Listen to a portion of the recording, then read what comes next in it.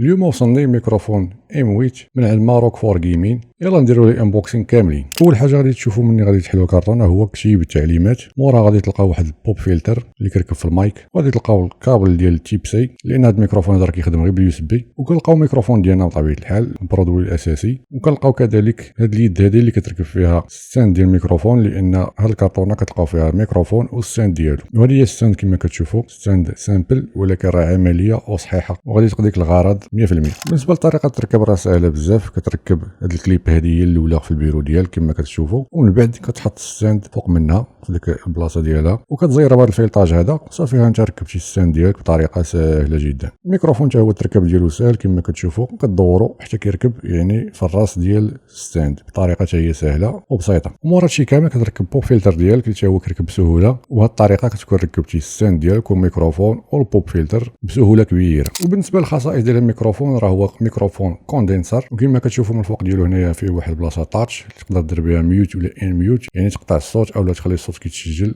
غير باللمس. وحتى هذا الار جي بي ديالو تقدر تحكم فيه حتى هو غير بتاتش باللمس. من هذه البلاصه هذه كتبرك عليها كتبدل الالوان، تقدر دير اللون اللي بغيتي ولا تقدر تخلي اللون اللي كيتبدل هو اوتوماتيك. ومن هنايا تقدر تحكم في الجين ديال الميكروفون، بغيتي تزيد كتزيد، بغيتي تنقص راه كتنقص. واللي زوين في هذا الميكروفون اولا في هذا الباك هذا كامل هو انه الثمن ديالو غير 400 درهم. وبالنسبه لاي واحد بغى يسولني على لا كاليتي ديال الصوت في هذا الميكروفون راه هذا الفيديو كامل اللي شفتو دابا معايا راه ميريكوردي بهذا الميكروفون هذا. ايوا قولوا لي كي جاكم لا كاليتي ديال الصوت.